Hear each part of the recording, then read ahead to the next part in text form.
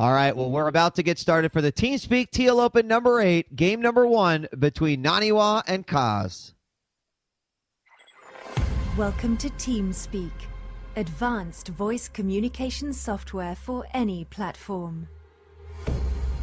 TeamSpeak allows groups of people to communicate and share information with anyone via the internet or through private networks.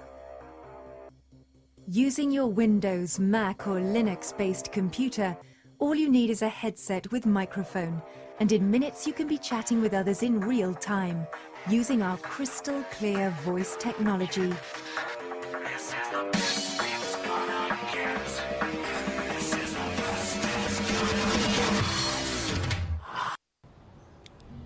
All right, and here we go, Chill. About to get started here in game 1 of the semifinal. Again, before we get started, a big shout out to Wolf and a few of the other streamers that were covering the TL Open today. A lot of those guys fire up their streams and have a lot of fun, just covering a lot of games, or as Chill said, an individual player. So props to them. I'm djWHEAT. Joining me is Chill, and here we get started on Metalopolis. We got some nice positions with Kaz spawning as the pink Terran in the 6 o'clock position, and in the 3 o'clock position we've got Empire Nani as the green Protoss. And if you're familiar with watching these tournaments as StarCraft 2 continues to evolve, you should already know Metalopolis were on close positions. This means it's going to be very awkward for either player to take a third base. Protoss wanting to expand away from Terran. Terran's going to feel more comfortable taking this kind of shared base in the bottom right position. So expect to see, if there isn't a quick rush and this goes to mid game, expect to see two base kind of man style where it's just making a lot of units and ramming into each other and just completely avoiding taking a third base. Yeah, I absolutely agree, especially with Terran in that lower position. Putting a planetary fortress right there in that middle third, it just completely wrecks a Protoss's day, or a Zerg for that matter. So it is good from that perspective. Of course, the gold shared as well. I think you're right, though. Look for that sort of two base, and let's go in and let's have a little scuffle here, as we do have our initial builds going down and the first scout going out. Nani is going to make his way in, sees the barracks under production, probably going to harass this SCV a little bit as he does. Kaz quickly pulls off an SCV to assist on that and to get him away. I don't think he saw the gas, so he's going to let that SCV sort of get out of there, and he may be comfortable enough. Again, these guys are from the same team, Chill, so they could know each other's play inside and out. Yeah, I mean, he's got to infer the gas is up. Now going to sneak the probe back in after the SCV runs through.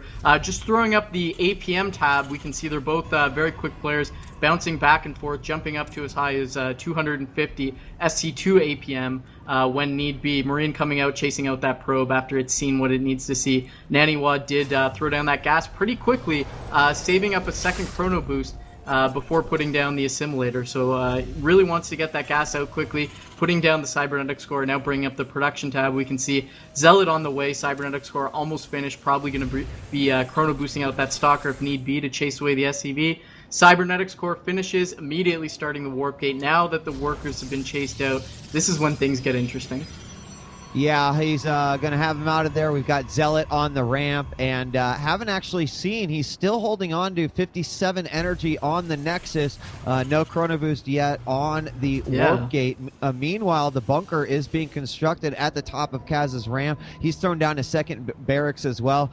There goes the chrono boost on that cybernetics core, so he'll get that out. Expect to see probably another gateway get dropped here. Also that pylon in the back and the smoke, just to make sure nothing crazy is going to pop up there, or even drops a lot of time from the Terran, could go up under that smoke. So nice to do. He's going to go ahead and bring out a stalker, and he brought out a sentry as well, Chill. And over on the Terran side, filled up the bunker, just bringing out some tier 1 units here. Marines coming out, and that is about it.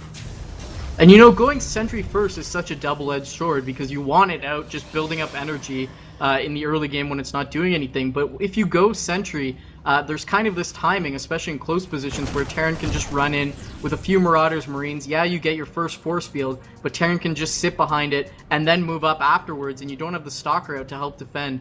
Looks like that didn't happen this game, but it is a little bit dangerous.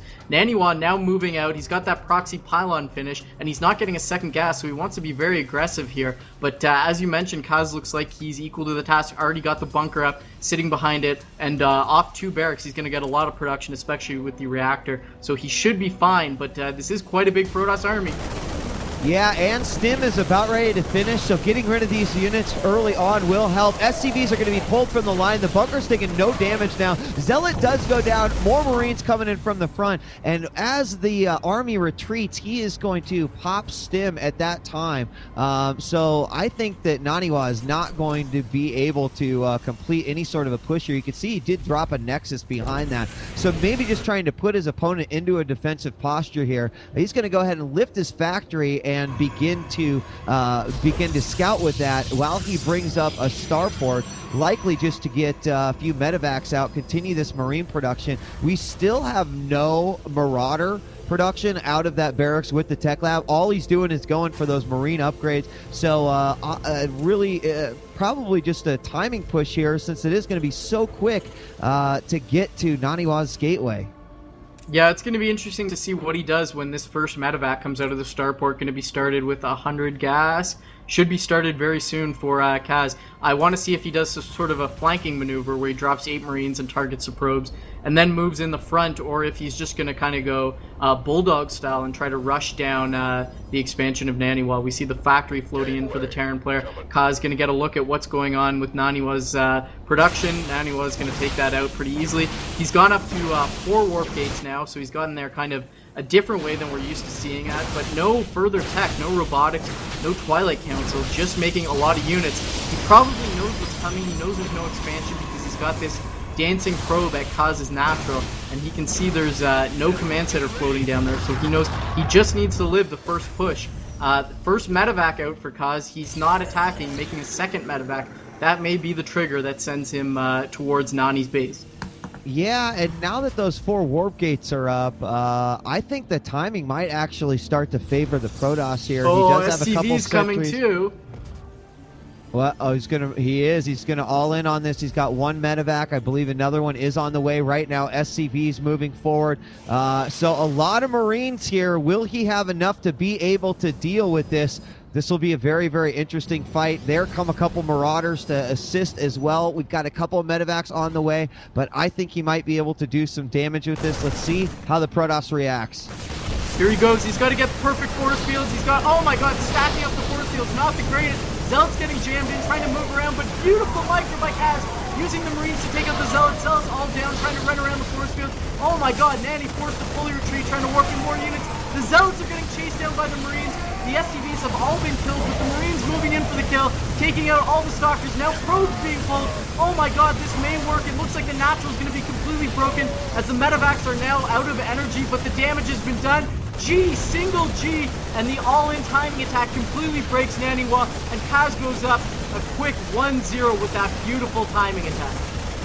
Yeah, you know, I have to say, Chill, those force fields, and this does happen to Protoss players, those force fields actually really, really hurt Naniwa, because his Zealots were completely out of the battle. It was basically just like benching the Zealots and being like, we'll throw you in when the time comes. Well, they needed them now. If those Zealots had been beating on those Marines, I think it could have been a little bit different. Seems like he did get an initial split, but then when he threw down the additional ones, all the Marines were behind it. And then, man, Marines melting sentries was the end of that game pretty much right there. So the first game will go to Kaz on Metalopolis. Your thoughts?